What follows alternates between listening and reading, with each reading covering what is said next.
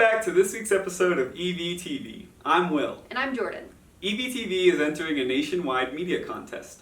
In preparation for this contest, we've compiled some of the best moments from our season into one package.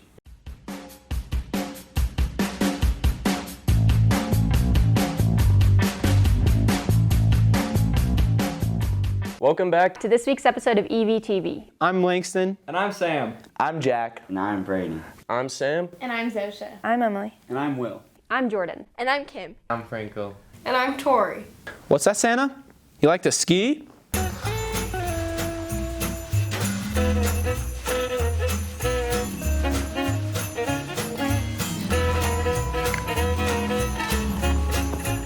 For a better understanding on how he impacts our school culture, we go to Will, Emily, and Zosha. My name is Nathan De Silva, aka Nate Dogg. I'm a freshman and the master of stealth.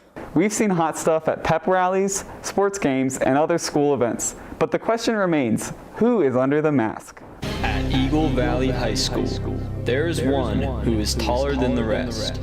One who brings the most energy and hype to pep rallies. To find out which ones shine the brightest, we go to Zosha and Emily. While many people enjoy looking at the lights around town, the people who decorated them have their pros and cons about the process. How long did it take you to decorate the house? 2 weeks. What is your favorite part about decorating your house? Nothing. The American Gypsum Mining Plant is located just across the street from Eagle Valley High School. It is one of the most efficient mining plants located in the United States. But how did it become so efficient? For more, we go to Otto and Sam. Once the gypsum is mined, it is taken down to the plant to begin processing. Processing it, turning it into a mountain of wallboard, and then shipping that mountain out one truck at a time to make the buildings and the homes that are going up all across the state and the region. One of our teachers, Mr. Jansen, is doing the hiking Triple Crown. To see his preparation, we go to Noah and Jordan. I'm going to go on a big boy walk. In total, it's about 7,800 miles. Cardinal rule number 3 while through hiking the Appalachian Trail is to not deviate from your standard diet and take hummus with you, because if you do, it turns your guts into a roiling slurry of explosive diarrhea. Welcome back. The Candle Review. Season's greetings, Eagle Valley. I got 3 candles, all at the same price. These candles have lovely aromas. They will put you in a coma. Special thanks to Chuck Zaruba and the American Gypsum Workers. This has been Otto and Sam.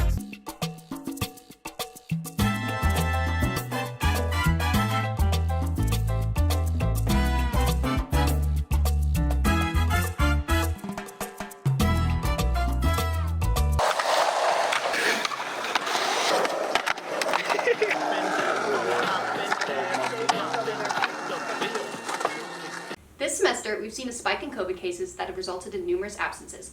To see how students have had to adjust to online and in-person learning, we go to Will and Kim. With the new variant of COVID-19, Omicron, sweeping the school, many of us have felt the effects of quarantining. With the CDC recently changing quarantine regulations, students have noticed a lack of clarity on quarantining precautions. I wasn't really sure since it recently switched to a quarantine of only 5 days depending on your symptoms. So I wasn't quite sure, so I just kept a mask on around people for the following few days after I was out. It was kind of gray for me. I read somewhere and people were telling me that you were fine after 5 days, which seemed kind of odd because a while ago it was 14 days. And also I still felt not good after 5 days. I wasn't really aware. I kind of had to search it up and ask the school, and the school had told me that I had to stay quarantined for 5 days, and then afterwards I had to wear my mask for another 5 days. With the increased difficulty in participating in class, it's natural to wonder whether or not students are able to keep up with their studies. For the most part, I stayed on top of it, but in one of my classes, I missed a test, and the teacher was pretty quick to put in a 0, so I was failing a class for a while. But they made it really easy for me to make it up and put in a grade that then fixed my overall grade. My grades, they didn't really change that much. It was pretty easy to stay caught up with everything just because it's all already on Schoology. But overall, like if there was a group project or something, I just kind of sat on the Google Meet and didn't really do anything. But my grades didn't really change too much. Grades fell. I had like all A's and B's at the beginning, and then like I left for like a week and like it all dropped, and it's kind of hard to get like in track again. It was more the conceptual understanding and just getting things done on time that was difficult. Most teachers I emailed most of my teachers and told them like what was happening and everything, and most of them responded back, but there was some teachers that were like really like icky about like me missing so much work and were a big help to it, but I got my work done. Although students have been able to stay afloat on their grades, they also have suggestions for teachers on how to make the quarantining process easier to follow and understand. Probably just check in a little bit more. Some of my teachers were really good. It was pretty easy to email them, but overall just checking in a little bit more. I think having everyone put everything on Schoology would be really helpful because some classes don't do that. And also the recorded videos were really helpful because sometimes you feel really sick and you don't want to go to a Google Meet and sit there and listen to people do work. So it was just kind of awkward to just like be on the Google Meet by myself or whatever. Having like the resources bigger and like having like an option for kids like to do their work and like to get more like extensions on their work, because it's hard to like make everything up and understand everything in like just a day from coming back. Whether or not students find themselves in quarantine, preparations can be made to ensure safety and wellness to all. I would just say check Schoology. Obviously, that's like a really cool resource that we have nowadays. And then also I'd say don't stress. If you don't feel good, there's no point in doing it if you're not going to do it well. Take a lot of teas and like try to rest a lot, try to sleep a lot. Wishing you health and happiness, this has been Will and Kim. To learn more about our school community, here's a sponsored message. Go. Did you hear that NHS is going to be doing valograms again this year? I did, and I heard they were selling flowers and conversation cards for $3.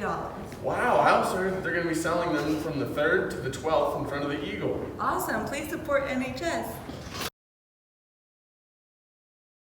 On the eve of the second semester, a pipe burst in the counselor's office, causing numerous problems. However, this wasn't... On the eve of the second semester, a pipe burst in the counselor's office, causing numerous problems. However, this wouldn't be the last time we encountered these issues. For more, we go to Langston, Emmett, and Tori. So, yeah, here's some of the different places that you can see the damage, or at least the things that we have to repair. You'll notice around all the baseboards, they have to rip those out, and they do a test to see how much moisture is in the drywall behind it, because the carpet and then the drywall all get wet when something floods. So this was an entire cabinet system. You can see the outline of it. They had to rip out all the cabinets, and this, they redid the drywall down here because behind this is the exterior brick, and it was holding moisture. So the insulation and the brick behind it, they had to expose it, and they put these heaters and these fans so that they could try and dry it out before now you have to go back and repair it all. This is the actual office this time that had the damage. So from this ceiling is where a pipe burst, and so all these ceiling tiles had broken and run down. If you look at this wall, you can see the water damage is kind of yellowed and gross looking.